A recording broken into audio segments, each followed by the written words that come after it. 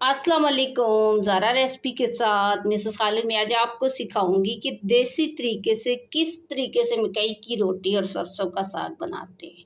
बहुत ही अच्छा बनता है, बहुत ही टेस्टी होता है। ये सर्दियां हैं तो सर्दियों की ये जो है बेहतरीन रेसिपी है।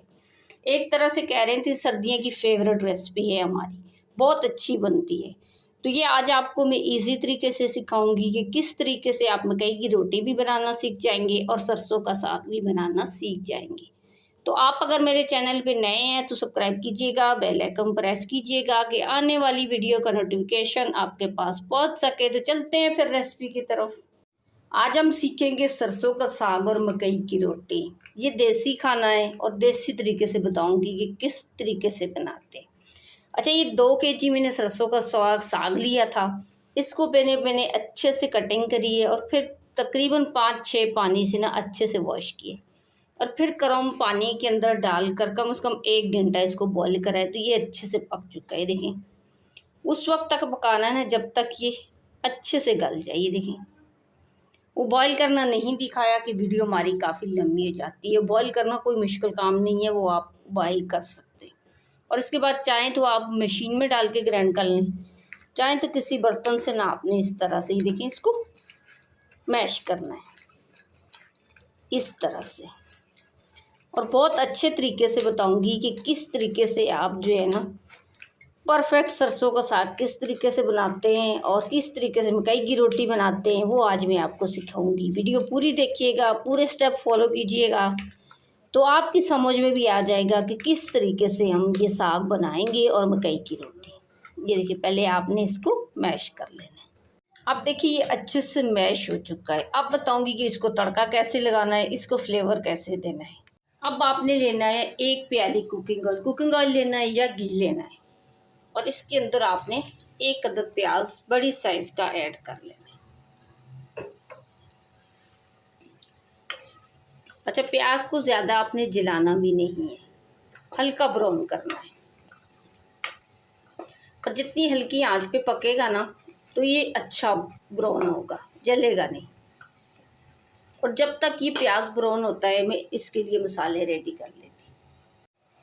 अब देखिए प्याज भी हमारा ब्राउन हो चुका है, तो ज़्यादा आपने जलाना नहीं है।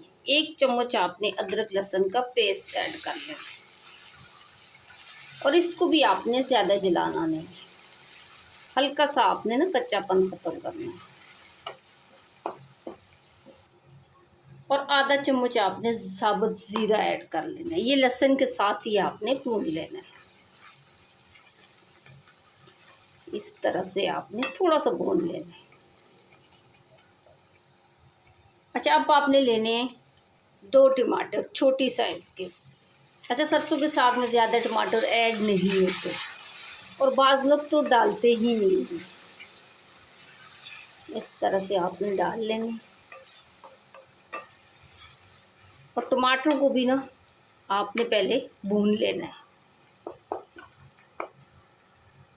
और भूनते साथ ही इसके अंदर में मसाला ऐड करूँगी। 1 चम्मच में लाल मिर्ची का पाउडर शामिल करूँगी और आधा चम्मच में हल्दी पाउडर शामिल करूँगी। हल्दी जो है ना वो साग के अंदर कम ऐड होती है। और 1 ही चम्मच में इसके अंदर शामिल करूँगी दल मिर्ची। दल मिर्ची भी साग के अंदर बहुत ही अच्छी होती है, इससे टेस्ट और फ्लेवर बहुत ही अच्छा आता है। और 1 चम्मच में इसके अंदर नमक शामिल करूँगी, तो नमक आप अपनी मर्ज़ी से भी ऐड कर सकते हैं। अब देखिए सारी चीज़ें ऐड करने के बाद अब आपने इसको भून लेना है। ये 4-5 मिनट हम भूनेंगे ना तो टमाटर जो है ना अच्छे से गल जाएंगे और अच्छी सी ये ग्रेवी तैयार हो जाएगी। अब देखिए 5 मिनट मसाला भूनने के बाद ना अच्छे से टमाटर ये गल चुके और मसाला भी भून लिया। अब इसके अंदर आपने 3 अदद हरी मिर्ची और साबुत लाल कश्मीरी मिर्च ये भी आपने ऐड करनी है। इसको भी आपने थोड़ा सा भून लेना है। अच्छा, जैसा कि आपको मैं हर वीडियो में बताती हूँ कि किसी भी गर्म खाने के अंदर आपने प्लास्टिक का चम्मच यूज़ नहीं करना, कि प्लास्टिक सेहत के लिए बहुत ही ज़्यादा नुकसानदेह होती है। आप लकड़ी का चम्मच यूज़ कर लिया करें। आप स्टील का चम्मच यूज़ कर लिया करें। आप किसी भी गर्म खाने के अंदर प्लास्टिक की चीज़ यूज़ नहीं किया करें, बल्कि लकड़ी का चम्मच जो होता है नॉन स्टिक के अंदर, गर्म चीज़ के अंदर बहुत अच्छा होता है। कोशिश किया करें कि आप लोग लकड़ी का चम्मच ही यूज़ किया करें। अब देखिए टमाटर भी मैंने भून लिए। अब आपने लेना है सरसों का साग, ये आपने ऐड कर लेना है और ये डालने के बाद मिक्स कर लेना। माशाल्लाह देखिए कि अभी से देखिए कितना अच्छा इसका कलर आया है। इस तरह से पहले आपने मिक्स करना है। ये सर्दियों में जो है बहुत, यहाँ का तो मुझे नहीं पता शहर का, लेकिन गांव में बहुत ज़्यादा लोग बनाते हैं सरसों का साग और मकई की रोटी, बहुत ज़्यादा बनाई जाती है। ये देखिए पहले आपने ना चम्मच लेकर अच्छे से देखिए इस तरह से मिक्स करना है। अब ये अच्छे से मिक्स करने के बाद ना धीमी धीमी आंच पे आपने इसको छोड़ देना है पकने के लिए। जब तक ये हल्की आंच पे पकता है, मैं साथ ही साथ मकई की रोटी बनाना आपको सिखाऊंगी कि किस तरीके की से जो है मकई की रोटी तैयार करते हैं। और चूल्हे की आंच आपने हल्की कर लेना है और इसको पकने के लिए छोड़ देना है। अब लेना है आपने मकई का आटा। अच्छा, मकई का आटा जो है ना मैंने छान भी ली है। और अब आपने एक बर्तन ले लें और इसके अंदर आपने जितना पकाना है ना उस हिसाब से आपने डाल लेना है, जितनी आपने रोटी बनानी है। जैसे आम आटा हम डेली बेस का नाप के गूंथते हैं, रोटी बनाते हैं, उस हिसाब से आप नाप लीजिएगा कि आप रोटी कितना बनाना चाह रहे हैं और कितनी होनी चाहिए, उस हिसाब से आप डालिएगा। आधा चम्मच में नमक भी शामिल करूँगी। अब पहले आपने इसकी डो तैयार करनी है, थोड़ा थोड़ा पानी डालकर ना, ये देखिए। और मकई के आटे की डो जो है ना इसको रेस्ट नहीं दिया जाता, ये बनाने के साथ ही साथ ना आप रोटी बना सकते हैं। इस तरह से देखिए आपने इसको तैयार करना है। ये देखिए थोड़ा थोड़ा पानी डालकर आप डो तैयार कीजिएगा तो बहुत अच्छे तरीके से इसकी डो तैयार हो जाएगी।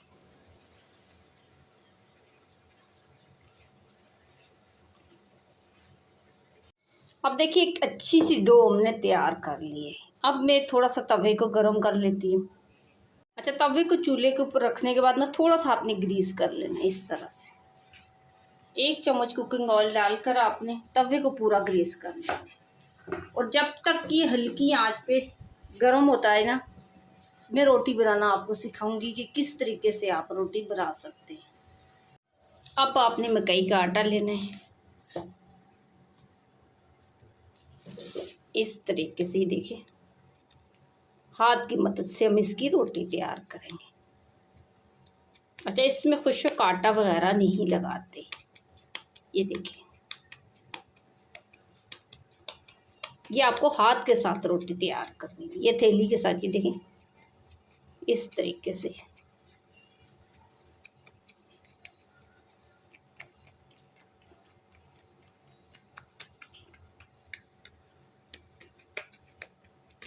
इस तरह से आप ना बनाते रहेंगे तो अपने आप ही रोटी तैयार हो जाएगी। ये देखिए, ये देखिए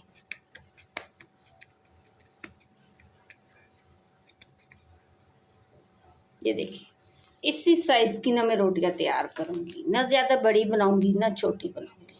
अब देखिए हल्का सा तवा गर्म हो चुका है। एक एक रोटी आपने इस तरह से डाल लेनी है। और जब तक ये रोटी सेट होती है, पकती है, और चूल्हे की आंच आपने बिल्कुल डम की आंच करनी है। जैसे डेली बेस की रोटी हम बनाते हैं तो वो रोटी ये चूल्हे की आंच तेज़ करनी पड़ती है। इस रोटी के लिए आपको ना बिल्कुल चूल्हे की आंच जो है ना डम की आंच पे पकाना पड़ेगा। अभी कम से कम जो है ना 3 से 4 मिनट के लिए डम की आंच पे रखेंगे, फिर मैं इसको पलटूंगी। अब देखिए 3 से 4 मिनट हो चुके हैं, अब मैं इसको पलटूंगी। ये देखिए माशाल्लाह देखिए कि एक साइड से ना कितनी अच्छी सेट हो चुकी है। अब थोड़ी देर इस साइड से भी मैं इसको पका लूँगी 2-3 मिनट के लिए। अब देखिए 2-3 मिनट के बाद ना इस रोटी को आपने साइड पे रख लेना है कि ये हल्की हल्की धीमी धीमी आंच पे पकती रहे। इसको आपने सेंटर में रख लेना है और इसको भी इसी तरह ना 3 मिनट के लिए बिल्कुल हल्की आंच पे आपने रख लेना है। और जब तक ये पकती है ना रोटी, तो तीसरी रोटी मैं बताती हूँ कि एक हाथ के साथ बताई थी कि तीसरी रोटी आप किस तरीके से बना सकते हैं।